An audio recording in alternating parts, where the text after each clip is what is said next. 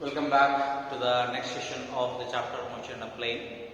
Friends, in the previous class we studied about the projectile motion and we also proved that the projectile motion is a parabola, right? By comparing the equations, that is two equations we compared when we added these coefficients of x and x square, that is a and b. Today some more topics are left over in the projectile motion. What is that? When we throw an object, it moves with some initial velocity going along the x-axis, along the y-axis, reaching some maximum height where the velocity of the component along y-axis becomes 0, but the velocity of the component along x-axis remains there, that is V0 cos theta. Then come back to this equation. One thing. Second point is, what is the time taken by the object of the projectile to complete half of the projectile motion, that is called as to reach the maximum height. Second thing is, what is the range? What is the range? That means what? Along the y-axis, the displacement of the object is 0, but along the x-axis there is a displacement. So this point is called as displacement. So OX, that is called as range of the projectile. So at what range it covers, and time of flight is there. Time of flight means when we throw an object, at what time the object remains in the air, that we are calculating. So to understand all these concepts, it's called as time taken by the object to reach the maximum height reached by the object, range of the object, and time of flight. Four important concepts we are studying in this studies or in this session. So that itself comes under one important topic called as parameters of projectile motion. So already here I have drawn the diagram, that is I have considered the xy plane. In the xy plane, an object is thrown in the space or in the air or in the plane, then reaching this state. Then as you know that the object is thrown in some initial velocity, that is considered as V0. Then V0 is resolved into two components along x-axis and y-axis. The y-axis component is called as V0 cos theta naught, and the y-axis component is called as V0 sin theta naught. Already we have done this concept. And the theta naught is the angle made by the projectile with a horizontal, that we know already. So now let's calculate the first thing, that is time taken to reach the maximum height of the object. Let us see here. When the object is suspended here, it reaches this height. So this distance is called as time of ascent.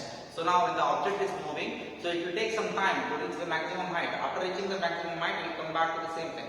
This is called a time of ascent, time of descent. Time of ascent, time of descent. First and foremost, let me calculate the time of ascent. Here, in this time of ascent, here we know that, what we know? We know that acceleration due to gravity is negative, that is called as retardation. The Vy value is equal to 0 because the maximum velocity at this point becomes 0. Then V0 y, that is equal to initial velocity along x-axis, y-axis is given by V0 into sin theta naught. Already we know one fundamental equation, that is V is equal to V0 plus AT.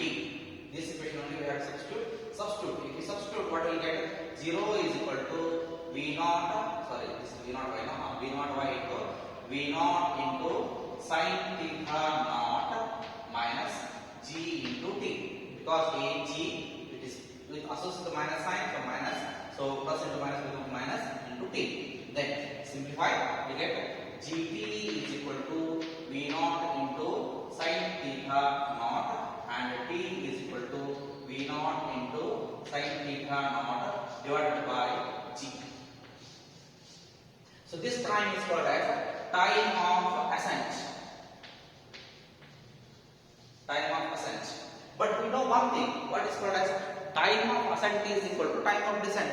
The time taken by the projectile to reach the maximum height is equal to time taken by the object to reach the ground. So that is, there are two times.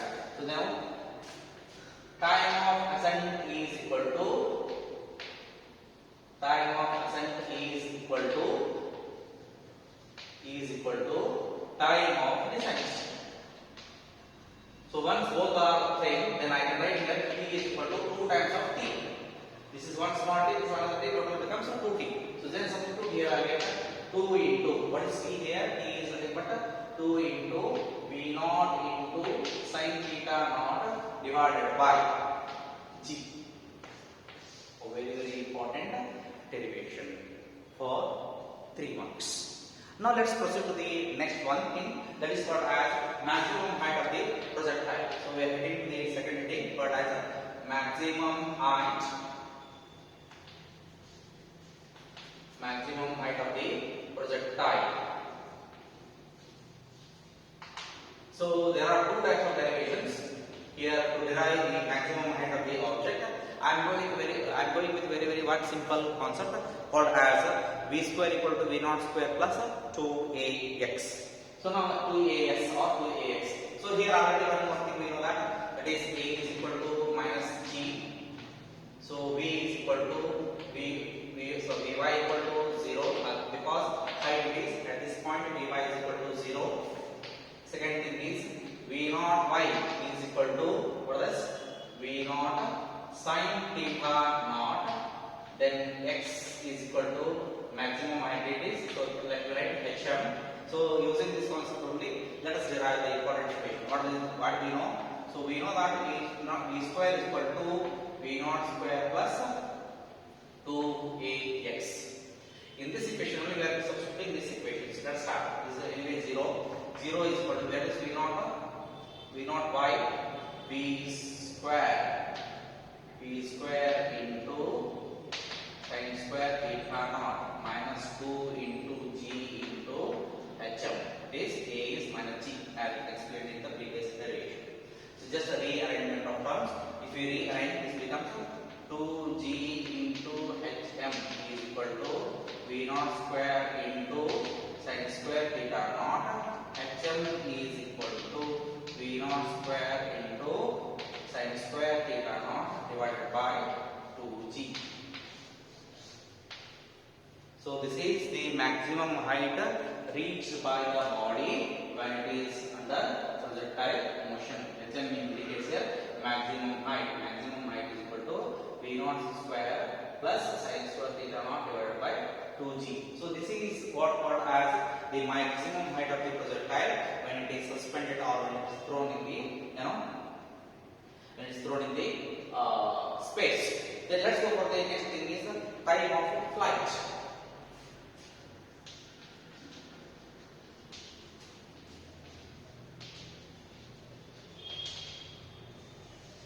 Time of flight. So what we are studying the time of flight, as I said here in the definition in the introduction class itself. So today, in today's introduction, that is what it is the time taken by the projectile to remain in the air. So here we are calculating the same thing here. Same formula we are using here. That is x is equal to v naught t plus half at square. So x naught is already, we know that this is again y. So that becomes 0. So this becomes 0. V naught already we know that v naught y. So v naught y is what?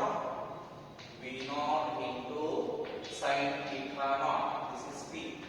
Time of flight is remains in the t. Then minus 1 by 2 g t square. So just a rearrangement of terms. So if I rearrange, what I will get? So 1 by 2 g t square is equal to v naught into sin theta naught into t. 1 t will cancel. So now t is equal to v naught into sin theta naught divided by 2g. This is a time of flight. That is t is equal to v naught into sin theta naught divided by 2 times go this side, so it becomes 2. So 2 goes this side, it becomes this side. So 2 into v naught into sin theta naught divided by g will be the time of flight. So that means what? This is the time in which the object remains in the air, right? So now we are taking the last derivation, that is called as range of the projectile.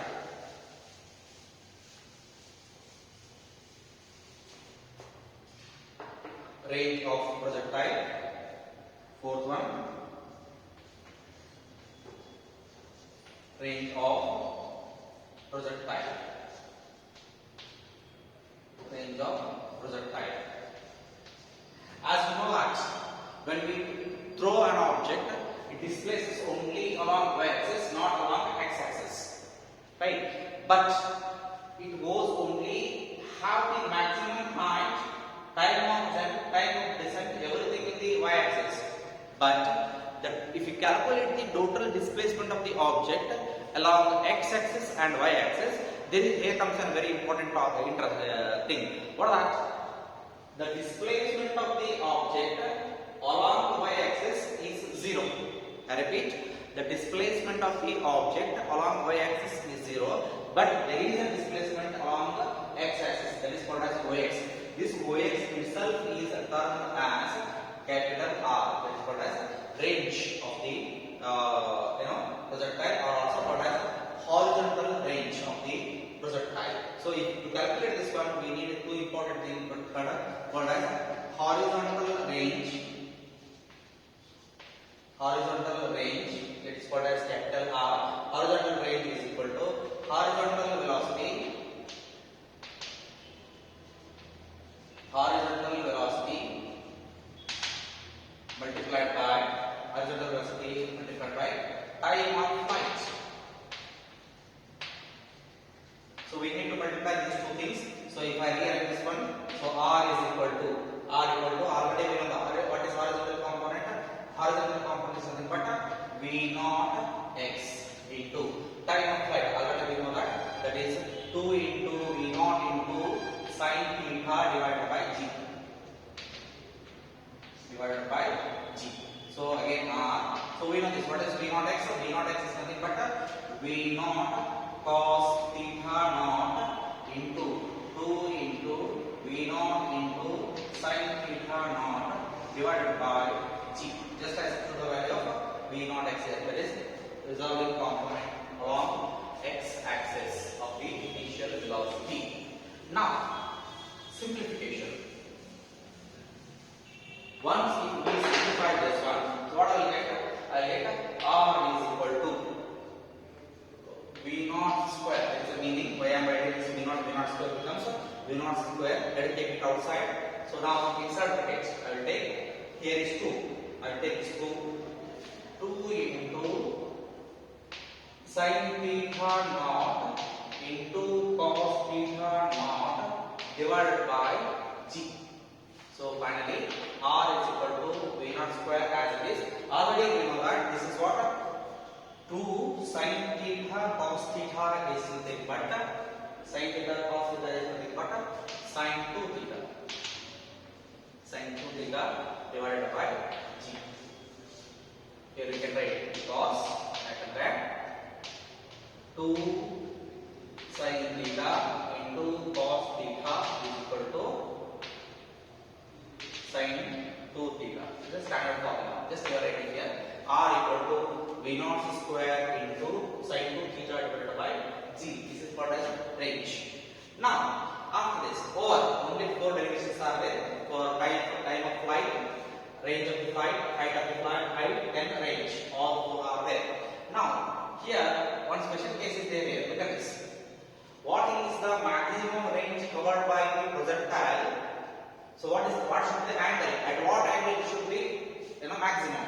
Already we know that sin maximum at 90 degree. So here if I take so if sin 2 theta is equal to 90 degree, then R becomes Rm. What is Rm here? Maximum range. I repeat, what is Rm here? Maximum range. So this becomes sin 2 theta equal to 90 degree, then it becomes what? Obviously 1. So then if I take 2 theta is equal to 90 degree, that implies theta equal to how much degree here? So 45 degree. So sin 2 theta equal to 1. So obviously 2 theta becomes 90 degree, then theta equal to 45 degree. At 45 degree, we will be having the maximum range of the object. That means what? If we throw any object with an angle of 45 degree, it covers maximum displacement. or it covers maximum displacement along the horizontal component of the plane. So this is the range of the projectile. Friends, with this I am completing the 4 importance of the parameters of the projectile motion. In the next class we will go with one more and very important topic of this last chapter, that is called as circular motion. That will become continued in the next class. Thank you.